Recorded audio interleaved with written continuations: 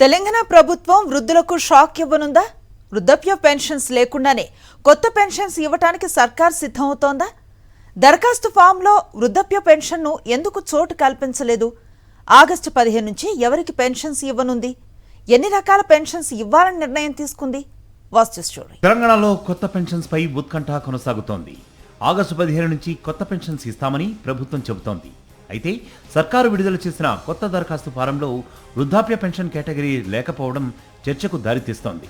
వితంతువులు, దివ్యాంగులు, గీత కార్మికులు, చేనేత కార్మికులు, డయాలసిస్, ఫైలేరియా, ఒంటరి మహిళలకు మాత్రం కొత్త పెన్షన్స్ కోసం దరఖాస్తు చేసుకునే అవకాశం కల్పించింది ప్రభుత్వం.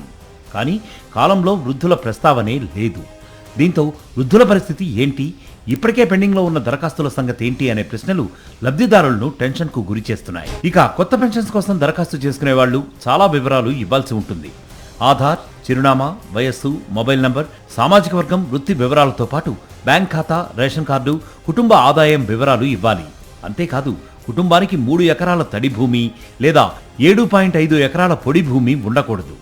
వాహనం లేదా పెద్ద వ్యాపార యూనిట్ లేదని డిక్లరేషన్ ఇవ్వాలి. కుటుంబ సభ్యులు ఉద్యోగంలో ఉండటం, ఇతర ప్రభుత్వ పెన్షన్ తీసుకోవడం వంటి అంశాలపైన నిబంధనలు ఉన్నాయి. వృద్ధాప్య పెన్షన్స్ కోసం ఎదురు చూస్తున్న వారి విషయంలో మాత్రం స్పష్టత లేకుండా పోయింది. రాష్ట్ర వ్యాప్తంగా 4 లక్షలకు పైగా వృద్ధాప్య పెన్షన్స్ దరఖాస్తులు పెండింగ్లో ఉన్నాయి. ఆగస్టు 15 నుంచి కొత్త పెన్షన్స్ ఇస్తామని చెబుతున్న ప్రభుత్వం పెండింగ్లో ఉన్న వృద్ధుల దరఖాస్తులపై ఎలాంటి నిర్ణయం తీసుకుంటుందన్నది ఆసక్తికరంగా మారింది. వృద్ధులకు కొత్త పెన్షన్లు ఎప్పుడు ఇస్తారనేది ప్రభుత్వం స్పష్టత ఇవ్వాల్సి ఉంది.